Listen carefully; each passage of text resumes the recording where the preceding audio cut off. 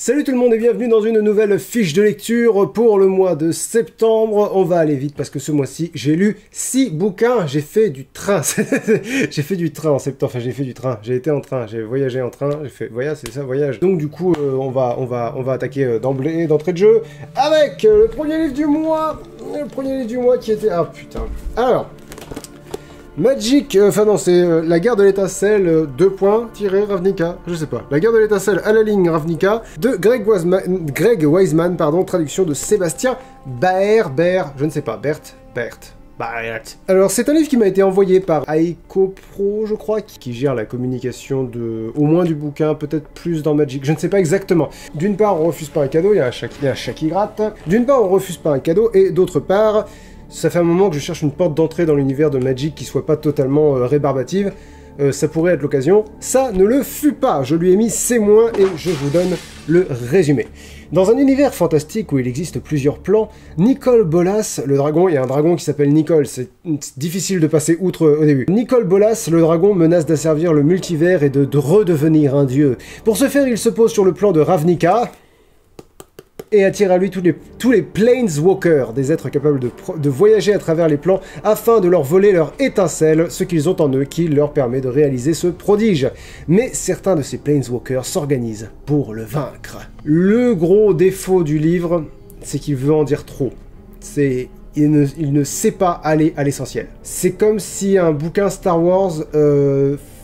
faisait que quand on arrive par exemple à la cantina dans l'épisode 4, on a une backstory avant sur tous les personnages qui sont déjà présents. Et on sait aussi ce qui leur arrive après, c'est-à-dire que plutôt que de se focaliser sur les points importants, parce que vraiment il y a 5 personnages importants, on se focalise sur au début, et voilà, 1, 2, 3, 4, 5, 6, 7, 8, 9, 10. Il y a 10 petites bios de personnages au début, et c'est même pas tous ceux qu'il faut retenir, il y en a encore plus qu'il faut retenir pour... À la fin, j'ai abandonné. Hein. C'est-à-dire que quand il y avait une vingtaine, peut-être 25 noms de personnages et de lieux à retenir, je me suis dit, vas-y, fais l'effort, parce que voilà, c'est normal, tu rentres dans un univers, faut faire l'effort de rentrer dedans. Mais à la fin, il y avait peut-être 50, 60 noms. Je dis, non, merde, c'est bon, quoi. Raconte-moi une histoire. Donne-moi pas... Enfin, donne-moi pas. Et ben voilà, ça y est, je ne sais plus parler. Me donne pas une encyclopédie de l'univers que je suis en train de découvrir. C'est pas intéressant et c'est rébarbatif. Ouais, voilà ce que j'ai écrit au bout du compte. On se rend compte que 4 personnages étaient... Donc moi, j'ai écrit 4. 4 personnages étaient indispensables. Gideon Jura, Jace Belen, Nicol Bolas et Liliana Vess. Et on aurait dû ignorer tous les autres personnages qui sont écrits dans le livre. Même le personnage qui donne en personnage principal sur le 4e de couverture, il est anecdotique, et c'est con parce que ça aurait pu être un personnage pour nous faire rentrer dans l'histoire, mais ça marche pas du tout, parce que c'est un personnage qui découvre qu'il est Planeswalker, et qui du coup se retrouve mêlé à la bataille malgré lui, mais il s'accommode de tout extrêmement vite. Et tu te dis, non mais moi, nous on peut pas aller à ce rythme-là, on peut pas rencontrer un personnage, il nous raconte sa vie, je connais ce personnage et sa vie. Et tout ce qui concerne sa vie, c'est-à-dire il a bossé dans telle guilde, je connais le nom de telle guilde, je connais la réputation de telle guilde, je sais ce que telle guilde a fait, je connais les dates clés de ce... J'ai écrit, ça a été écrit par un auteur de comics et ça se sent, trop de personnages pas assez développés et finalement aucun point d'attache, ça essaie d'être fort visuellement, mais voilà, ça décrit c'est ce que j'ai dit de façon très juste et très à propos, ça décrit des cases de comics. Vous voyez ce sentiment quand vous lisez un comics, mais que les personnages vous sont totalement étrangers? Bah c'est ça, t'as aucune conscience des enjeux, du coup tu t'attaches à rien, parce que les personnages sont pas très développés, pas très intéressants, quand ils ont un caractère, c'est très unidimensionnel. On a toujours aussi l'impression d'arriver après la bataille, c'est-à-dire, j'ai horreur quand ils font ça dans les films, c'est quand t'as 2 personnages qui disent ah, tu te rappelles la fois en Amérique du Sud où on a retrouvé le portefeuille de mon cul, et toi t'es là, mais ça ne marche pas, on ne s'identifie pas à vous si on n'a pas vécu cette expérience-là, c'est-à-dire que il y a plein de scénaristes qui s'imaginent que ça fait qu'on se dit waouh, toute l'histoire qu'ils ont partagée, ces 2 personnes sont vraiment proches.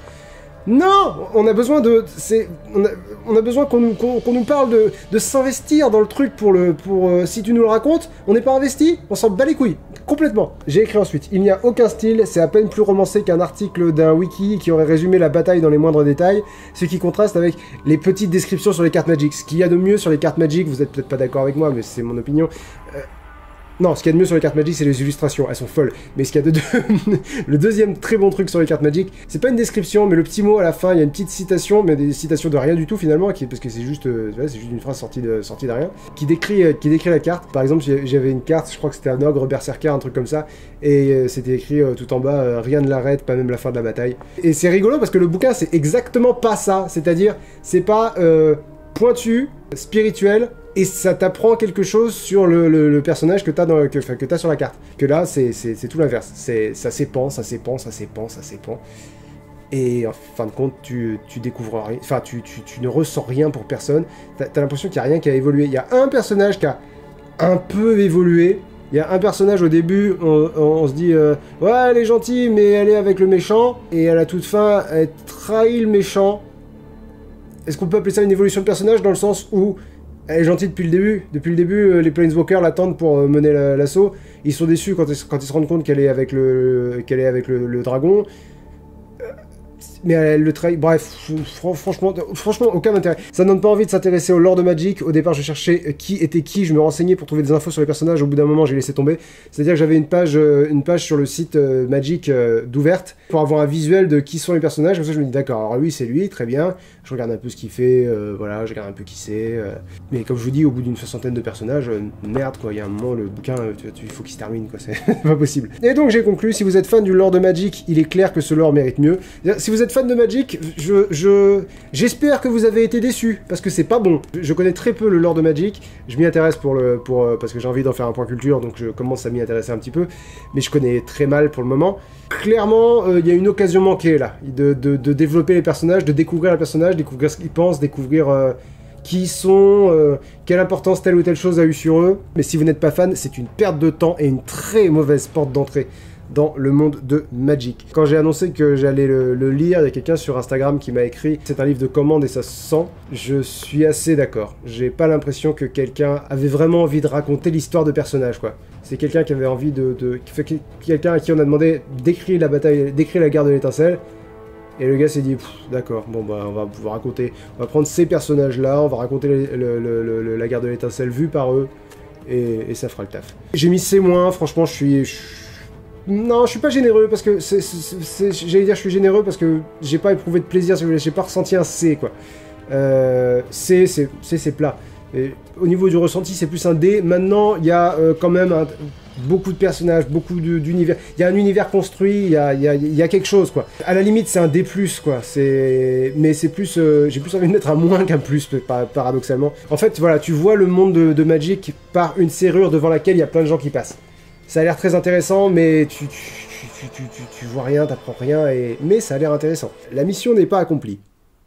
Désolé, le livre. J'ai enchaîné avec Gatsby le Magnifique, un livre de Fitzgerald, F. Scott Fitzgerald, j'ai retenu que le nom de famille. Traduction de Philippe Jaworski, et là pour le coup ça vaut le coup de le préciser, parce que le livre est sorti en 25, et il y a eu plusieurs traductions, parce que je sais pas si c'est un grand livre, je pense que c'est un grand livre, il y a un chat qui miaule, je vais aller l'ouvrir. Il me semble que c'est un grand livre, il me semble que c'est un livre important de la littérature américaine. C'est le genre de livre, si vous voulez, où les phrases sont pensées, tout est très précis, tout est très mesuré. Résumé, Nick Carraway nous raconte l'histoire de son exubérant voisin, Jay Gatsby, qui organise des soirées démesurées très régulièrement dans l'espoir de reconquérir un amour de jeunesse. Je lui ai mis B+. Si vous voulez, c'est un livre qui est...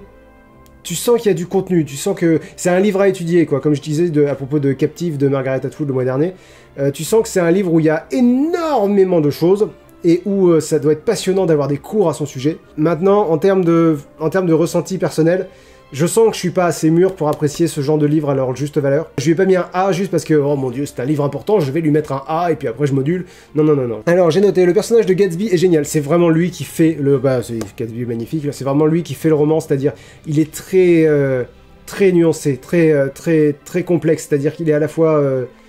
On peut y voir un héros romantique du fait qu'il donne vraiment tout pour retrouver un amour de jeunesse, mais il fait aussi un peu peur parce qu'il donne vraiment tout pour retrouver cet amour de jeunesse. Il fait peur aussi parce qu'il a des activités un peu louches, un peu... Mais en même temps, il est hyper sympathique.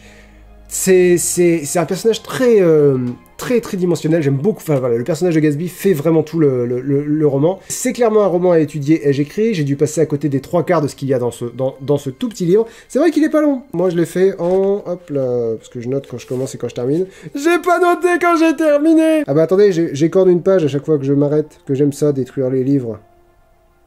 Mon petit côté Troisième Reich. Ouais, j'adore me faire démonétiser. Ouais, c'est ça, j'ai dû mettre 3 heures à peu près. Et j'ai commencé à énumérer un peu tout ce qui me semble être important et dont je pense pas avoir saisi toute l'envergure de l'importance. Il parle beaucoup de la voix de Daisy, le personnage donc que Jay Gatsby essaie de reconquérir. La voix de Daisy est souvent décrite et souvent importante et tu te dis, elle est décrite comme quelqu'un de très pur. Mais elle fait un peu sirène, si vous voyez. Elle fait un peu sirène dans le sens où, quand elle parle, on l'écoute, on est conquis, on est... Donc voilà, il y a ça. Tout l'aspect américain du roman, auquel je suis resté insensible, j'ai écrit, c'est... il parle beaucoup de ouais, c'est comme ça sur la côte ouest, c'est comme ça sur la côte est. Quand t'es pas familier avec comment ça se passe aux États-Unis, franchement, je suis passé totalement à côté. Le rapport entre le succès et la richesse, entre l'essentiel et le superficiel, ouais, parce que du coup, le superficiel devient l'essence de certains personnages. Qu'est-ce qui fait que t'es riche? Qu'est-ce qui fait que tu es quelqu'un? Qu'est-ce qui fait que tu es quelqu'un de bien? Il y a énormément de choses dans ce livre. J'ai écrit, c'est divinement écrit et ou divinement traduit. Je pense que c'est divinement écrit et que c'est pour ça qu'il y a plusieurs traductions, c'est que les gars ils doivent s'éclater à traduire ce roman-là. Et au-delà du style, le roman est riche de thèmes, l'argent, la nostalgie, l'amour, la solitude. J'ai pas noté, ça parle beaucoup aussi du passé, enfin je le dis dans la nostalgie, mais ça parle beaucoup de... la conclusion du roman, la dernière phrase, elle est hyper connue, l'excipit, je pense, du roman, c'est ainsi que nous avançons, barque à contre-courant, sans cesse ramenée vers le passé. Enfin, ça résume pas le livre, mais ça résume un aspect important du livre, qui est justement ce combat que les personnages mènent pour regagner un passé qui n'est plus. J'ai pas vu le film d'ailleurs, Gatsby magnifique avec DiCaprio. Ah oui, j'ai écrit. Il y a un sous-texte raciste et antisémite que j'ai essayé d'occulter en me disant que c'était peut-être normal pour l'époque, mais souvent ça met mal à l'aise. Ça met même bien mal à l'aise, c'est-à-dire, il y a un bon gros cliché de juif dans le roman qui est louche, à un moment donné le personnage il rigole parce qu'il voit des noirs dans une voiture conduite par un chauffeur blanc, c'est le monde à l'envers. Ce genre de truc qui met très mal à l'aise. Et tu te dis, une autre époque. Je vais éviter d'en parler parce que je vais avoir tôt fait de dire une connerie, mais globalement, est-ce qu'il faut passer outre ces horreurs? C'est pas des horreurs. Si vous voulez, si je dis horreur pour ça, après, le mot horreur perd beaucoup de son sens. Mais... c'est vraiment nul. À quel point il faut essayer de passer outre ces trucs-là pour apprécier le bouquin pour ce qu'il a de bon, en sachant que c'est dans le contexte d'une époque, c'est quelque chose de compliqué, et c'est quelque chose de compliqué en particulier quand t'es blanc et athée, agnostique, enfin blanc et sans religion, comme je le suis. Je suis pas bien placé pour dire ce qu'il faut penser de ça, mais globalement voilà, ça existe, ça m'a foutu mal à l'aise, mais je résumerai pas le bouquin à ça, c'est juste que j'aurais été malhonnête de pas vous en parler. Tout de même, donc je lui ai mis B+, je comprends qu'on lui mette plus que ça. Je comprends aussi qu'il y ait des gens qui aiment pas, parce que c'est un style un peu verbeux, un peu... il parle beaucoup, quoi, il parle beaucoup, mais putain, mais il parle bien. Ah, alors, le moment de l'émission que j'avais pas envie de faire. Vous le savez, je vous dis souvent que vous pouvez m'envoyer vos bouquins. Vous me contactez par mail, je vous donne une adresse postale, et puis vous me les envoyez. Un truc, ne m'envoyez pas, alors, un et plusieurs trucs, en fait. M'envoyez pas vos PDF, m'envoyez pas vos Wattpad, envoyez-moi vos bouquins s'ils ont été édités, s'il vous plaît, parce que je peux pas prendre le temps, si vous voulez, de tout lire. Et alors, surtout, me les envoyez pas si vous avez été imprimé par Amazon. Le prochain de vos bouquins que je dois lire, il a été imprimé par Amazon, c'est une corvée à lire. Donc voilà, ça aussi, évitez. Par contre, voilà, si vous avez été publié, si vous avez été édité... n'hésitez pas à me l'envoyer. J'en lis un par mois, je vais en lire un par mois, et dans l'ordre dans lequel ils arrivent. Et là, je suis booké jusqu'à mars, à peu près. Mars ou avril prochain. Eh oui, m'envoyez pas vos bouquins si vous avez peur de la critique, et de la critique frontale. J'essaye d'être diplomate, mais... je suis pas diplomate, d'accord? Ça me demande un effort. Vous pouvez pas m'en vouloir de pas l'être, parce que je vous ai prévenu et je fais vraiment ce que je peux pour vous heurter le moins possible. Cela étant dit... Pouvoir, tome 1, les élus d'Eugénie Lefez, qui a eu la gentillesse de m'offrir son livre. Elle m'a même pas mis de dédicace. Je devrais détruire ton livre rien que pour ça. C'est une plaisanterie. Résumé, Tatiana, jeune télépathe russe de 17 ans, rejoint la Power Academy et est appelée pour faire partie de l'équipe avec Eric, le désagréable pyrokinésiste allemand, Chris, le télékinésiste hollandais, et Tabata, la belge qui ne ressent pas la douleur. Elle devra apprendre à maîtriser ses pouvoirs et à cohabiter avec son équipe. Allez, on va commencer par ça, je lui ai mis E. Je vais pas m'attarder sur ce que j'ai pas aimé, parce que je pense que c'est pas constructif du tout.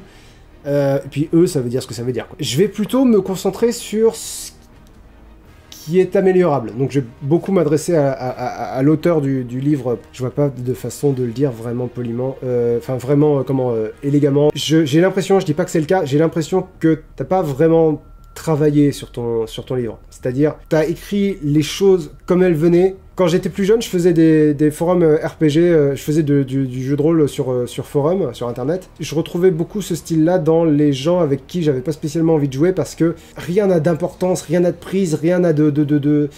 À aucun moment tu te dis, là il se passe un truc, c'est important pour l'histoire, c'est... Et tous les personnages glissent sur absolument tout. Un personnage pourrait se faire couper une main, il dirait ah ma main, il tomberait dans les pommes, il se réveillerait à l'infirmerie de l'école et il continuerait sa vie, rien à foutre. Je vais lire certaines de mes notes et je suis vraiment désolé si tu prends mal certaines choses que je dis, voilà. Le prologue, alors, le prologue. En fait, dès le prologue, on a l'impression que tu prends ton lecteur pour un con, parce que tu commences... Tu commences avec, on peut croire que la vie est simple, il y a les bons d'un côté, les méchants de l'autre, c'est ce qu'on appelle une vision manichéenne, c'est comme ça qu'on voit le monde quand on est tout petit, quand on est petit, malheureusement c'est beaucoup plus compliqué que ça, il n'y a pas les méchants et les gentils, il y a les personnes en qui on peut avoir confiance, celles qui nous haïssent, et les autres qui sont velléitaires, il faut juste faire attention aux personnes dont on s'entoure. D'emblée, ça veut dire, si tu sens le besoin de commencer ton roman par ça, ça veut dire, ok, je m'adresse à des enfants de 5 ans, c'est insultant pour ton lectorat, que tu commences par leur donner une leçon de vie dont tu te rends compte à l'adolescence. Je pense que t'es jeune et que t'as exactement le même défaut que l'autre livre de jeune auteur du mois dernier, c'est-à-dire que tous les personnages sont le même personnage. Ils parlent tous de la même façon. Quand des adultes parlent, t'as vraiment l'impression que c'est des enfants qui jouent les adultes. Ils ont tous des crises existentielles d'ados, genre « Oh non, mais que fais-je? Non, c'est pas bien !» La mère du personnage principal qui laisse tomber sa fille dès le départ, elle parle vraiment comme si elle essayait de convaincre sa coloc que c'est mieux pour elle qu'elle parte. C'est une mère et sa fille, quoi, c'est vrai, ça devrait avoir nettement plus d'impact. Et quand je disais les personnages ont tendance à tous parler de la même façon, tu mets dans la bouche d'une gamine de 12 ans les mots « je ne vois plus aucune objection à cela ». Faut adapter l'écriture à tes personnages. Et puis il faut surtout leur donner un petit peu plus d'importance, de gravité. Il y a un personnage qui est le méchant de l'école, on sait pas pourquoi c'est le méchant, puis on sait pas en quoi c'est le méchant. Le gars il est juste je vais vous malmener un peu. Bon, j'ai fini de vous malmener.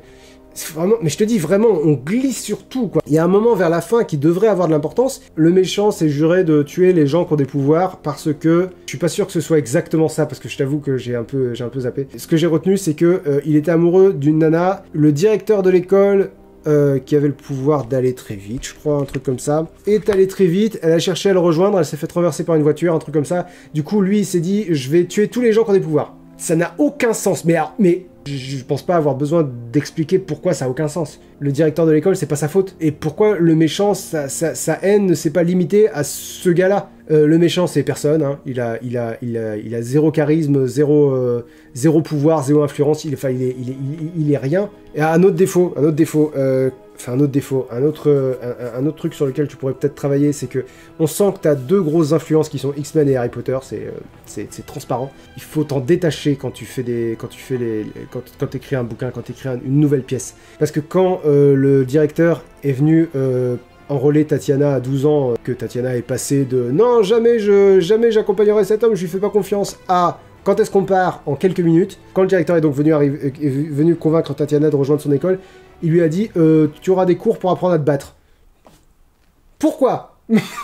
C'est genre bonjour madame, je viens prendre votre enfant pour lui apprendre à se battre dans une école internationale. Toi, t'as totalement assimilé le truc, c'est les X-Men. Donc les X-Men, ils se battent, donc voilà, on va faire ça. Dans Harry Potter, ils ont un cours de défense contre les forces du mal, certes, parce que les forces du mal existent, qu'elles sont là. Dans ton roman, il n'y a pas de menace. Ah ouais, ouais. Alors... je sais pas pourquoi t'as voulu que le pouvoir du personnage principal s'appelle la lisation. C'est super moche comme mot, je suis désolé. Et puis on a déjà un mot qui existe pour ça, c'est la télépathie. J'ai écrit pourquoi il cherche d'emblée une utilité à son pouvoir, c'est-à-dire pourquoi la gamine elle sait lire dans les pensées, pourquoi se dire on va te trouver une utilité. Ou alors laisse-la vivre, hein, tu sais, voilà. La mère de famille dit ouais parce que vraiment je vois pas ce qu'on peut faire avec ça, hein. Tu vois pas ce que tu peux faire avec quelqu'un qui lit dans les pensées, mais... Ensuite, pourquoi penser que ça lui servira à se défendre alors que rien ne la menace? C'est clair, le directeur il dit malheureusement t'as un pouvoir qui n'est pas offensif, donc du coup ça va pas te servir à grand chose. Elle lit dans les pensées. Ouais, voilà, un autre exemple de truc qui glisse sur les gens. Elle rentre dans la camionnette du gars, mère de l'année, hein, tu sais, pour... Il y a d'autres gamins. Il y a un gamin qui explique que ses pouvoirs c'est chaud parce que il a tué des gens avec. Et elle dit, oh, pas grave, t'as l'air d'être quelqu'un de bien. Tu vois, tu adoucis tout. Il n'y a aucune relation conflictuelle. Il y a juste... Même le méchant, il n'est pas vraiment méchant. Ni le méchant qui est à l'école, ni le méchant qui est en dehors de l'école. Il n'y a aucun personnage qui soit vraiment... qui ait vraiment un tempérament, qui soit vraiment quelqu'un. Il y a une cérémonie, une espèce de cérémonie au début où ils doivent rejoindre l'équipe. Ils expliquent jamais pourquoi ils font cette équipe. Ils disent, ouais, c'est pour aller chercher des nouveaux talents, et là tu te dis ouais mais enfin c'est nous qui était allé chercher les talents au départ, pourquoi est-ce qu'ils ont besoin d'une équipe maintenant? Et ils disent que c'est le destin qui choisit les gens qui sont dans l'équipe, autrement dit personne n'a d'emprise là-dessus. Je dis ok c'est paresseux mais si tu veux, surtout appeler ça le destin quoi. Donc évidemment l'héroïne est choisie, elle veut pas. Plus tard elle apprend que c'est Ednou qui choisit les membres de l'équipe. Dans une discussion juste après qu'elle a été choisie, il dit oui je t'ai pas choisi pour rien. Et moi je suis là. Il l'a choisi. Attends, parce qu'on avait dit que personne ne choisissait. Là, il y a 3 pages, on avait dit que personne ne choisissait. Et 3 pages plus tard, il redit je t'ai pas choisi pour rien. Et elle dit attendez, vous m'avez choisi? Mais oui, il vient de te le dire tout à l'heure, et t'as pas réagi. Et en apprenant ça, elle se dit pas dis donc, j'ai pas super envie de faire partie de l'équipe. Est-ce que vous qui m'avez choisi, vous pouvez pas me déchoisir et choisir quelqu'un qui a plutôt envie de faire partie de l'équipe? C'est pas cohérent. Elle veut pas faire partie de l'équipe, on lui dit tu fais partie de l'équipe, elle dit ok. Et du coup, elle est dans l'équipe, et puis elle fait ce qu'il faut faire, toujours en se disant j'ai pas envie de le faire, mais elle le fait. Puis d'un moment, elle arrête de se dire qu'elle a pas envie de le faire, mais elle continue de le faire. C'est délicat, c'est vraiment délicat de parler de ton livre. Oui, à un moment donné, le directeur les convoque dans leur bureau, ils vont dans son bureau, et le directeur arrive et il dit qui vous a permis de rentrer? Ah oui, puis alors les cancans sur telle personne sort avec telle autre, telle personne est amoureuse de telle autre, ça pourrait être mon petit copain, ouais, il est plutôt mignon. Franchement, on s'en bat les couilles, quoi. Ça devrait être la trame tertiaire dans un roman auquel on est attaché à tous les personnages. Les romances d'Harry Potter, j'étais hyper attaché. C'est pour ça que La Coupe de Feu est un de mes tomes d'Harry Potter préférés. C'est parce que Harry Potter, il a été attiré par Cho Chang pendant hyper longtemps. Ron, il est jaloux à crever de Victor Crumb. Mais ils sont tous, on est tous attachés à eux d'une façon ou d'une autre. Hermione, elle essaye de manipuler Ron, mais elle y arrive pas du tout. Oh putain, ouais. T'as appelé la professeure je crois que c'est une de maths ou un truc comme ça, érogatype, c'est Pythagore à l'envers, comme c'est tellement transparent. C'est pour ça, quand je dis que on sent que t'as pas travaillé sur ton roman, t'as pas retravaillé, quoi. T'as pas cherché à mettre les pièces dans le bon ordre, à mettre de la profondeur dans tes personnages, à construire tes personnages. J'imagine que c'est auto-édité. Je pense que c'est auto-édité. Soit c'est auto-édité, soit quelqu'un c'est vraiment très sérieusement foutu de ta gueule, parce que en l'état, c'est pas fini comme livre. Oui, j'ai noté à 17 ans, ils étudient les racines carrées, c'est pas lourd leur programme de maths. Et oui, il y a un dernier gros défaut, je vais m'arrêter là après parce que je pense que c'est pénible à écouter pour toi et pour tout le monde, donc c'est très pénible pour moi en fait. J'ai horreur de ça. Franchement, je préférerais vous dire j'ai lu tel bouquin de tel jeune auteur, c'est génial, lisez-le, c'est vraiment parfait. Et j'essaye en plus d'être mesuré, et là, je peux que te dire faut que tu apprennes à travailler ton livre. J'ai pris une dernière note. Le livre a 3 gros défauts. 1, rien n'a de sens. 2, rien n'a d'importance. 3, rien n'est agréable. C'est-à-dire, on est avec des personnages qui sont inintéressants, mais vraiment, ils arrêtent pas de se plaindre, de geindre, ils se foutent de tout, mais c'est pas trop grave parce que finalement rien n'a de sens. Heureusement que t'es pas investi, parce que sinon tu serais en colère contre ce qui leur arrive, parce que il y a le coup du destin, il y a le coup du méchant qui est méchant pour des raisons débiles. Enfin, je dis débile, pardon, qui est méchant pour des raisons qui sont pas cohérentes. Mais finalement, que rien ne soit agréable, tu t'en fous parce que rien n'a de sens, et que rien n'ait de sens, tu t'en fous parce que rien n'est important. Tout glisse. Donc j'ai écrit « La narration se repose sur des clichés largement hérités des X-Men et de Harry Potter, qu'elle ne remet jamais en question. Le coup d'apprendre à se défendre, c'est pas... Il y a d'autres choses, par exemple le fait que tu es une équipe internationale. Bon, tu reviens très vite et très maladroitement sur le fait qu'ils arrivent à tous se comprendre, parce qu'ils ont un boîtier qui traduit leurs paroles, je sais pas, ça aurait été bien de savoir un peu comment ça marche, avoir un peu de substance, parce que là, ils ont un truc magique qui fait qu'ils se comprennent. C'est genre, ah, un problème. Ils ont un caillou magique qui fait que qui fait qu'il n'y a pas de problème. Bon, dommage. S'ils passent la barrière de la langue, au moins qu'ils aient, tu sais, les traditions, les trucs, les machins, les Russes vivent pas comme les Français, qui vivent pas comme les Belges, enfin si les Français et les Belges vivent plus ou moins de la même façon, mais vivent pas les Congolais, les gens du Congo, les Congolais, bah, sans doute les Congolais, qui vivent pas comme les Chinois, qui vivent pas comme les Mexicains. Il y a pas de chrétiens, de juifs, de musulmans, tu présentes vraiment les personnages comme un vivier pluriculturel.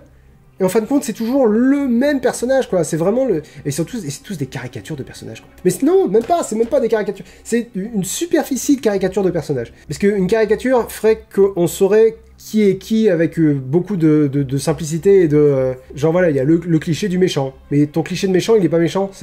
Ton cliché de méchant, c'est un reflet de Drago Malfoy. C'est-à-dire, dès que la situation commence à se compliquer un peu, il est plus méchant. Parce que les gentils, il faut qu'ils se concentrent sur autre chose. Donc il dit ouais, je vais vous laisser tranquille pour cette fois. Pourquoi? et surtout, pourquoi tu les laisses tranquilles?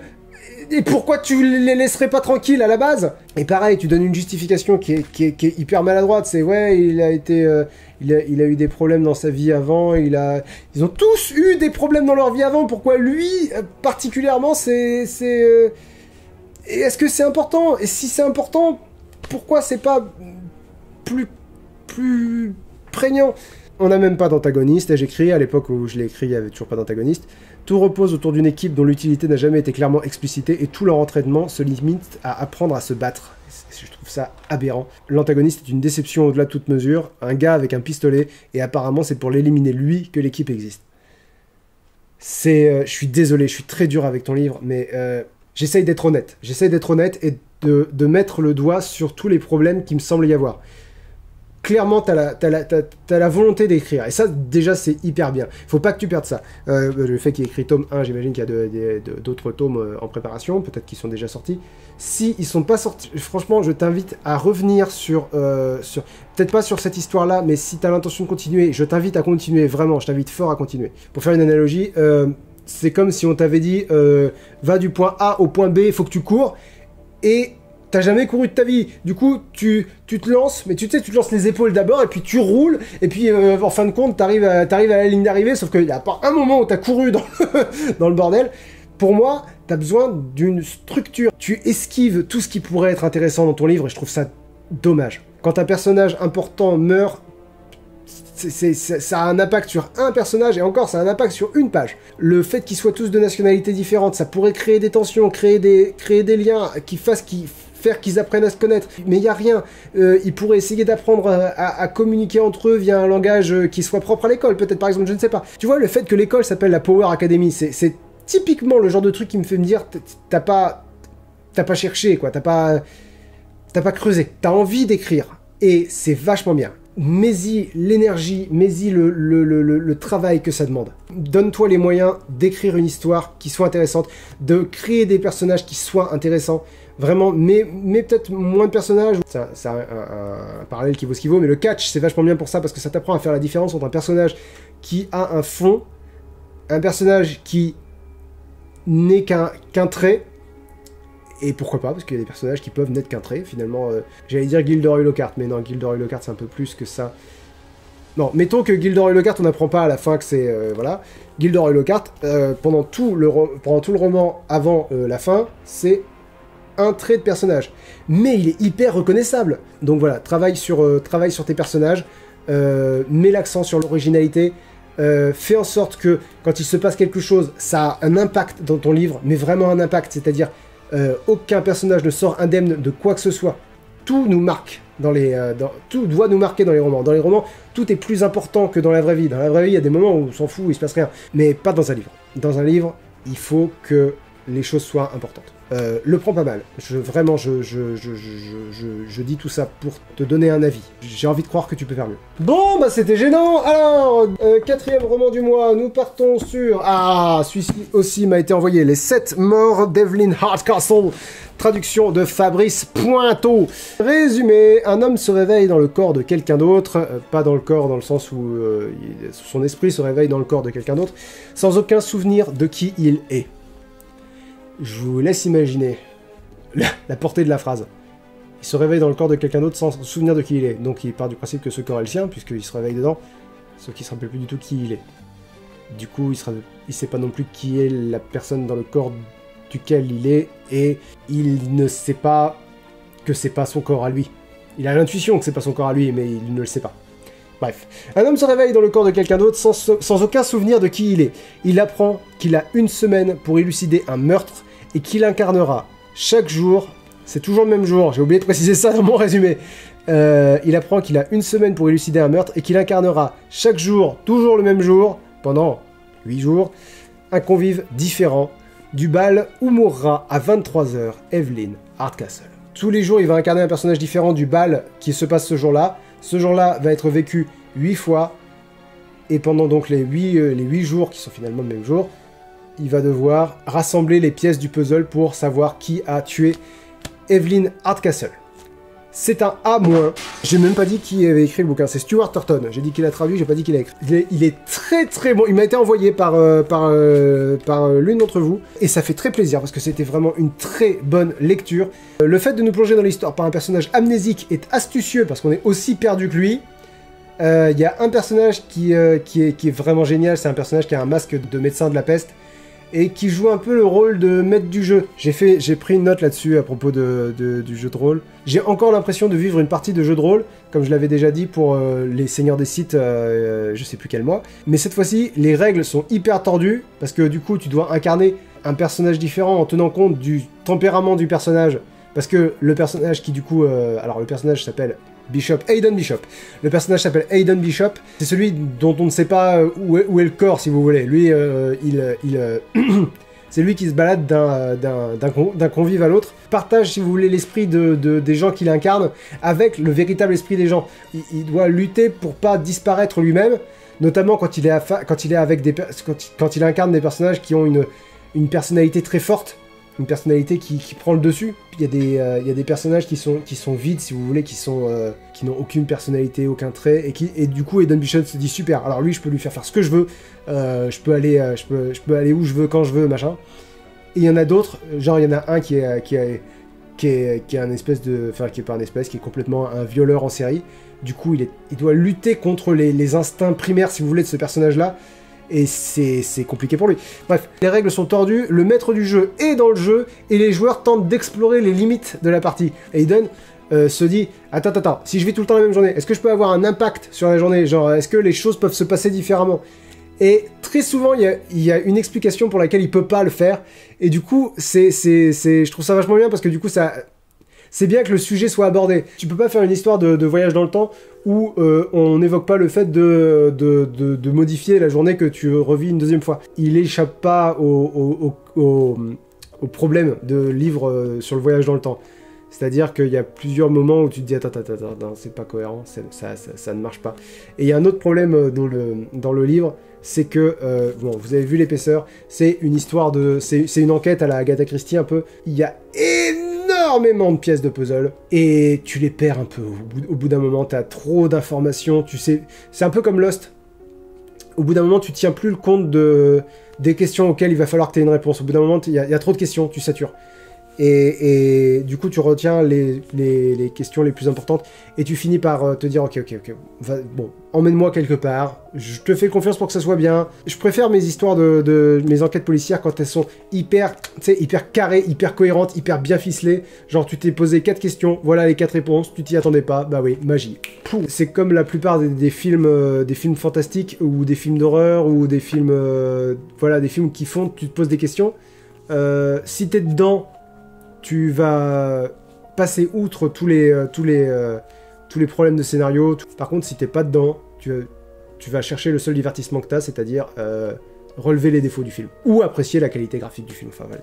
Bref, tu trouveras ton plaisir ailleurs. Ouais, il y a un petit défaut au début surtout, c'est que du coup il y a des dialogues très fastidieux pour expliquer les règles du jeu, les règles du monde dans lequel on vit. Est-ce qu'on peut changer les trucs, qui le personnage va incarner. Non, ça, il le découvre en... Puis ça, c'est génial. Genre, il y a un moment donné, il arrive dans le corps d'un homme obèse et il se dit, putain de merde, j'aurais mieux fait de profiter hier, je savais pas que... J'avais pris pour acquis le fait que je pouvais me déplacer sans problème, que là, maintenant, je galère à... Genre, monter un escalier, c'est hors de question, je pourrais pas, j'aurais jamais la force. Genre, traverser la salle, ça me fait transpirer comme pas permis. Du coup, il commence à se plaindre et t'as le docteur de la peste qui arrive et qui lui dit... Franchement, je devrais pas intervenir, mais tu devrais profiter de ce corps-là, parce que c'est de loin l'invité le plus intelligent que t'auras. Aiden, du coup, se rend compte qu'effectivement, il fait les connexions beaucoup plus rapidement. Quand il est flic, des fois...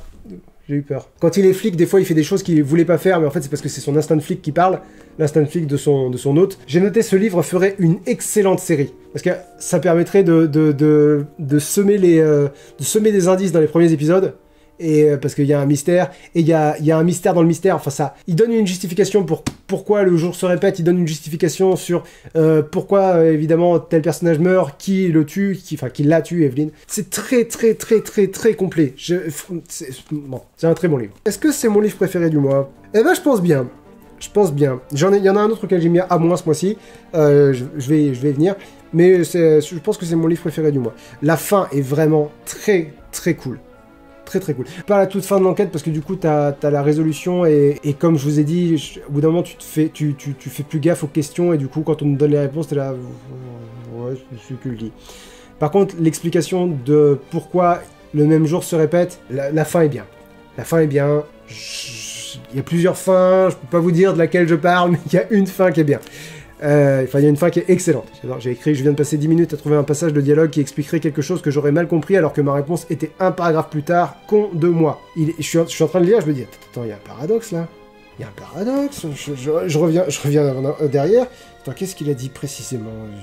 Et un paragraphe plus tard, t'as Aiden qui se dit, attends, mais il y a un paradoxe là.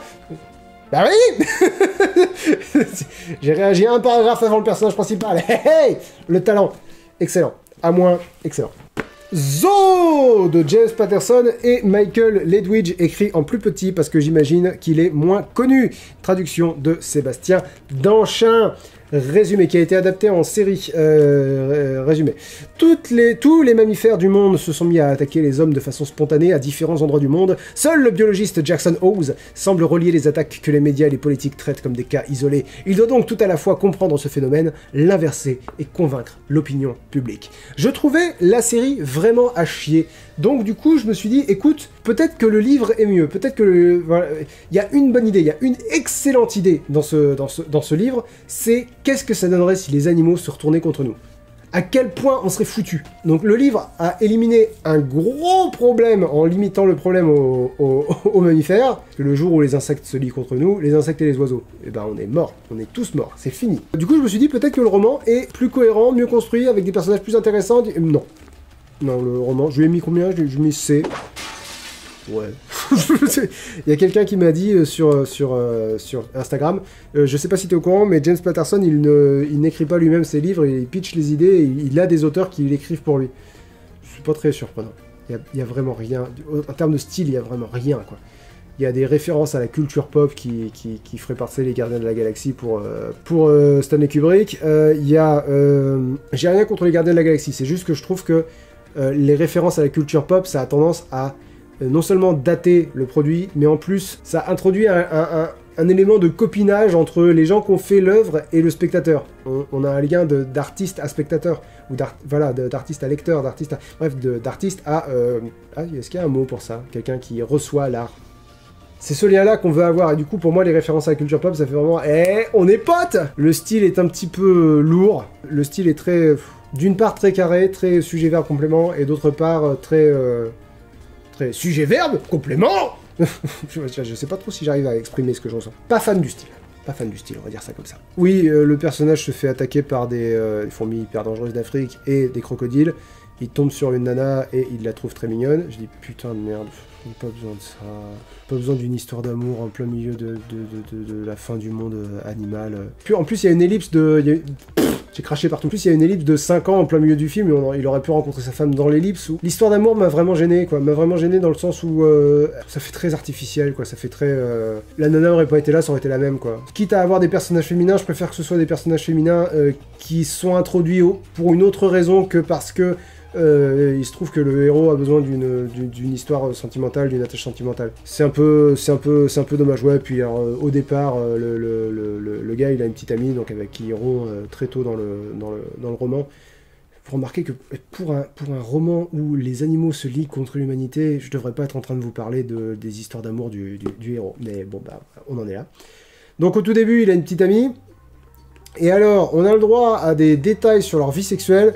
Pour vous faire court, ils ont une vie sexuelle qu'on trouve dans certains films pornographiques, pas comme dans le monde réel. Globalement, elle est très belle, il est très beau, et ils font des trucs, voilà, ils sont très athlétiques, très... Et je vous parle de ça dans un bouquin qui parle de la fin du monde à cause des animaux, bordel de merde. On s'en fout, quoi. Non seulement, il devrait pas en parler, mais en plus, si t'en parles, mets en avant la tendresse, mets en avant mets pas en avant... Dis donc, ce qu'on a fait sur ce canapé, c'était incroyable. Page 276, j'ai noté, putain ouais, un expert, entre parenthèses, des experts, parce que rendu à ce moment-là dans le bouquin, il a réussi à convaincre des gens qu'effectivement il y a un souci avec les animaux. Des experts ont mis 5 ans avant d'envisager que le problème vienne des phéromones. 5 ans. Qu'est-ce qu'ils ont foutu pendant 5 ans, quoi. Quelles sont les pistes qu'ils ont... Parce que ils ont mis 5 ans avant de l'envisager. Les personnages sont un peu cartoonesques, il y a des militaires qui veulent tuer tout le monde, il y a des politiques qui sont incapables de sacrifice, il y a des... Ah putain... Je sais pas si c'est sexiste. Moi, j'ai vraiment vu du sexisme, mais peut-être que je l'ai vu là où il y en a pas. Mais... La présidente commence à signer des accords aux militaires. Globalement, elle cède à tous les caprices des militaires. Genre les militaires, ils disent ah, les animaux se retournent contre nous, il faut tous les tuer. La présidente au départ, elle était contre. Et puis elle a perdu sa fille. Du coup, elle est pour. Du coup, elle signe sans réfléchir tous les. L'auteur dit jamais parce que c'est une femme. Bien sûr, elle ne sait pas gérer son deuil. Les femmes et les émotions, n'est-ce pas? Sur ce canapé. J'ai tendance à y voir du sexisme. Je me dis. Parce que le fait qu'ils disent la présidente, c'est totalement anecdotique. C'est-à-dire, il aurait pu dire le président, la présidente. Franchement, ça n'a aucune différence si le président n'est pas... si la figure présidentielle, si vous voulez, n'a pas un rôle à jouer. Et le seul rôle à jouer qu'elle a, cette présidente, c'est... Elle n'a pas eu les nerfs de faire face à son deuil. Est-ce qu'il y a un lien avec le fait que ce soit une femme? Franchement, je ne sais pas. Est-ce qu'il aurait fait le même rapprochement si ça avait été un homme? Est-ce qu'il a... Pire, est-ce qu'il a choisi que ça devait être une femme pour que du coup, cette incapacité à gérer son deuil soit mieux accueillie par le spectateur et que là, du coup, ce serait du sexisme outrancier? Je sais pas. Moi, je l'ai vu. Écoutez, voilà. Vous ferez votre opinion. Je lui ai mis C, je suis sympa, hein. Putain, je suis sympa. Alors, j'ai écrit que j'aime bien la fin. Je vous spoil pas la fin. Je vous spoil pas la toute fin. Je vais juste vous spoiler pourquoi les animaux pourquoi les animaux sont devenus fous, parce que je sais pas si c'est important dans le... En fait, le roman est pas important. Donc c'est de la rétro-SF, dans le sens où c'est de la science-fiction qui commence en 96 et se termine de nos jours. Du coup, c'est quelque chose qui aurait pu avoir lieu. C'est une uchronie. Le problème, c'est que c'est une uchronie j'ai l'impression qu'elle est engagée, parce que du coup, la cause pour le comportement bizarre des animaux, c'est les ondes des téléphones portables coupées aux vapeurs d'hydrocarbures. Et du coup, t'as l'impression que l'auteur essaye de nous dire ah, rendez-vous compte, ce que font les portables et le pétrole sur les animaux, c'est catastrophique, et c'est vers ça qu'on va... Et en même temps, vu que c'est de la fiction, tu te dis, ben non, on voit bien que c'est pas vers là qu'on va, c'est pas là qu'on est allé, parce que c'est là qu'on est, et qu'il y a rien. C'est maladroit, quoi, c'est très bizarre. J'ai peut-être dû mettre C- moi, celui-là. Bon, écoute, je vais mis C, je vais rester sur C. Le vrai message du roman, c'est sur l'incapacité des hommes en tant qu'espèce à faire des efforts dans le but de ne pas se sacrifier eux-mêmes. De ne pas disparaître en tant qu'espèce et de ne pas faire de mal à la planète. C'est un peu... Et c'est le vegan qui pense ça, c'est un peu lourdingue. C'est un peu... En fait, si vous voulez, c'est une analogie qui marche pas. C'est une analogie qui prend pas parce qu'elle a lieu dans le même monde que nous. Et j'ai écrit le seul sentiment que l'auteur arrive à faire paraître authentique, c'est l'amour que Chloé, donc la femme qui rencontre en Afrique, et Jackson Oz, le personnage principal, ont pour leur enfant. C'est vraiment le gros sentiment fort et authentique du roman. qui est franchement pas... je vous le conseille pas. Franchement, je pense que c'est à peu près l'archétype du roman de gare, c'est-à-dire tu t'ennuies pendant le train, lis ça, le trajet passera plus vite. Je ne sais pas qui a lu ça et s'est dit ça fera une bonne série. Il avait tort, du coup, mais en plus, il n'y a vraiment pas le potentiel d'une bonne série dans ce livre. Ce qui m'amène... Oh putain, ça fait 1h11 que je parle et il va falloir que je ferme ma gueule maintenant. La planète des singes de Pierre Boulle, traduction de Pierre Boulle. C'est un français. Petit résumé pour si jamais vous avez jamais vu un film de votre vie. Le journaliste Ulysse Mérou accompagne... Ulysse Mérou, c'est dommage. Accompagne le professeur Antel dans un voyage spatial direction le système de Bételgeuse. Bételgeuse. Une étoile très éloignée de la Terre. Dans ce système, il trouve une planète douée de civilisation, mais tombe des nues en remarquant, dans un premier temps, des humains sauvages, et dans un second temps, des singes civilisés qui chassent les humains. Faut que je voie le film avec Charlton Heston, parce que j'ai l'impression que c'est pas du tout le... c'est une adaptation très différente. Je vous invite à lire le roman, même si vous avez vu les films. J'ai vu que des petits bouts hein, du film avec Charlton Heston, mais j'ai l'impression que les films passent un peu à côté de ce qui fait le roman, en fait. J'ai mis A-, c'est l'autre A- de ce mois-ci. Il est vraiment excellent. Alors, au début, c'est un peu marqué par son époque, c'est-à-dire c'est un peu... allez, c'est un peu sexiste, un peu raciste. C'est un peu genre... il tombe sur les humains sauvages et il dit oh mon dieu, mais c'est comme ces tribus africaines. Quand on sait que les humains du livre se comportent littéralement comme des animaux. Ça pique un peu. Donc oui, globalement, un peu raciste, un peu sexiste. C'est beaucoup moins sexiste après quand il se rend compte qu'il est en train de tomber amoureux d'une guenon, donc qui est évidemment doué de raison et qui du coup il est attiré par elle. Par la pensée, c'est osé, ça, cette attirance-là, parler de cette attirance-là. Il y a un moment, c'est génial, il y a un moment où ils vont pour s'embrasser et c'est elle qui dit « Oh non, je peux pas, c'est bestial, t'es vraiment trop laid !» C'était bien. Le livre est très précisément ce que les films auraient dû être, un exercice de pensée. Que ressentirions-nous si nous subissions ce que nous faisons subir aux animaux ? Quand t'es un peu sensible à la cause animale, c'est le genre de question que tu te poses souvent. Et lui, ce livre-là, se dit allez, arrête de te poser la question, baigne dedans. C'est aussi une réflexion sur l'être humain à l'état de nature. Là où j'ai mis un moins, c'est d'une part, le roman est pas bien construit. Les singes sur la planète que Ulysse a appelée Soror. Sur Soror, les singes se rendent compte qu'il y a eu une civilisation humaine avant la civilisation simiesque. Ils n'en savaient rien. Le vaisseau spatial d'Ulysse et compagnie arrive sur la planète et ils apprennent ça par deux moyens totalement différents et totalement pas connectés l'un à l'autre dans l'espace de 6 mois après l'arrivée d'Ulysse. Du coup, c'est un peu gros, quoi. C'est un peu fort. Genre, ils font une découverte majeure. Ils apprennent quelque chose d'hyper important sur leur passé par deux moyens différents. Pile poil au moment. C'est le genre de grosses ficelles scénaristiques qui sont un peu maladroites. Il y a quelque chose que je trouve vraiment très... En fait, ce livre est génial et il est frustrant parce que le roman ne va pas là où je pense que parfois il aurait dû aller.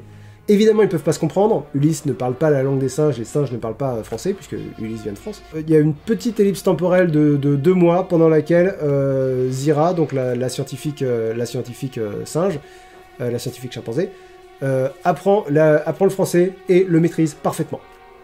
Du coup, c'est une problématique qui est balayée d'un coup, alors que ça aurait pu être passionnant, quoi. Ça aurait pu être une exploration de... Quels sont les mots qu'ils apprennent, quels sont les mots qu'ils n'arrivent pas à traduire. Genre, comment tu dis misanthrope dans un monde où les humains ne sont que des animaux. Ça n'existe pas. Bref, voilà, il y a toute une problématique qui a été totalement esquivée. Ouais, j'ai écrit les différentes races de singes sont un peu cartoonesques, parce que globalement, t'as les gorilles, les orang-outans, les chimpanzés. Et alors, les 3 races ont des traits très précis, qui sont des traits d'esprit, des traits de personnalité. Et il faudrait croire que ces races-là, tous les individus de ces races partagent ces traits-là. Et c'est le problème que j'ai avec le roman, c'est qu'il prend jamais vraiment de parti entre être un roman de SF et être un conte, si vous voulez, être une allégorie. C'est-à-dire, ce serait un conte, j'aurais aucun problème à admettre que dans ce monde-là, il y a trois types de singes.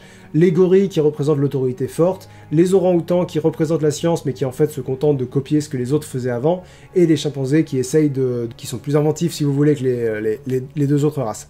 J'ai noté ensuite le professeur Antel est retourné à l'état sauvage en l'espace de 4 mois. C'est-à-dire, en l'espace de 4 mois, le gars qui était un professeur internationalement renommé sur Terre, à force de se comporter comme un singe, comme un animal sauvage pendant 4 mois, il a fini par en devenir totalement un, au point que 4 mois plus tard, quand Ulysse Pirou le retrouve et essaye de communiquer avec lui, il communique pas. Il est devenu totalement un singe, un animal sauvage, en 4 mois.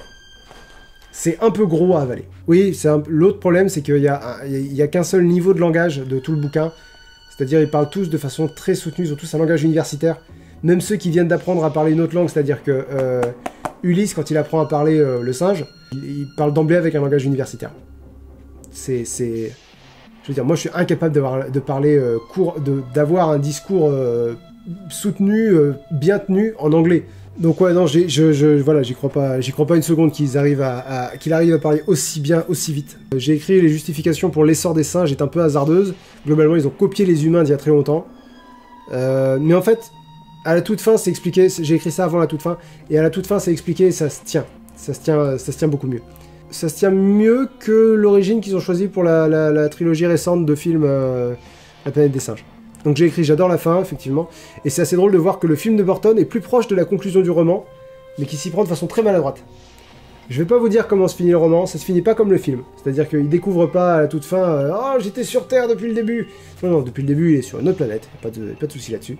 Mais le film de Burton, malgré tous ses défauts, et malgré le fait que la fin soit vraiment pas bonne, elle est plus proche du roman. Elle est pas texto le roman, c'est dommage parce que celle du roman est... on la voit venir à des kilomètres, mais elle est très bien. Grosse recommandation évidemment, si vous l'avez pas lu, lisez-le. Même si vous avez vu les films, j'ai pas vu encore le film avec Charlton Heston, mais j'ai vu celui avec Burton, j'ai vu les 3 plus récents. En termes de narration, en termes d'idées, on est très loin de ce que le roman propose. C'est vraiment un bon bouquin de SF. Je suis très content de l'avoir découvert. On revient sur les livres vite fait du mois. La guerre de l'État Ravnica, frustrant si vous êtes anecdotique si vous êtes un fan de Magic, totalement inintéressant et pratiquement illisible si vous êtes étranger à l'univers de Magic. Gatsby le Magnifique, je pense qu'il est nettement meilleur que ce que j'en ai tiré, mais il reste très très bon, rien que pour le personnage de Gatsby qui est très complexe et qui est pas très complexe, mais qui vit, quoi,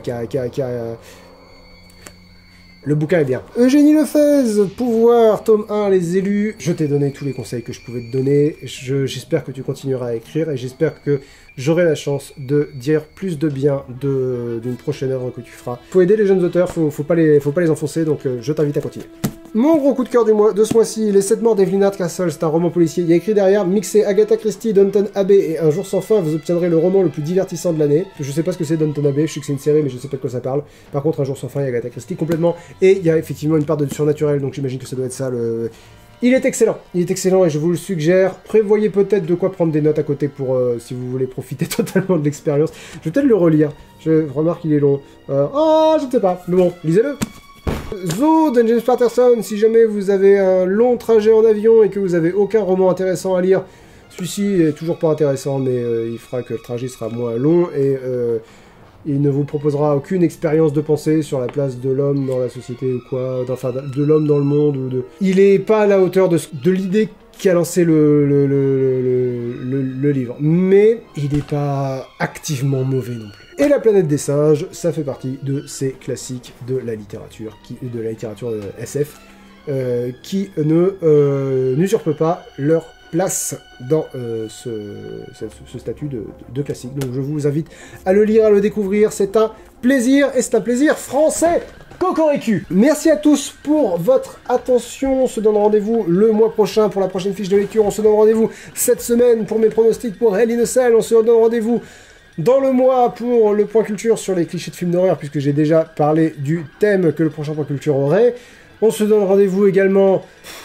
c'est déjà pas mal, hein, moi j'ai l'impression. Ouais, j'ai l'impression.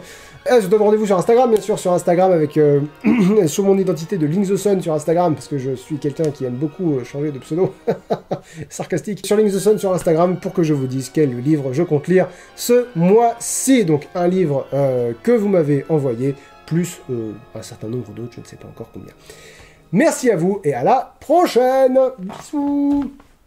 J'ai plus de voix, de l'eau.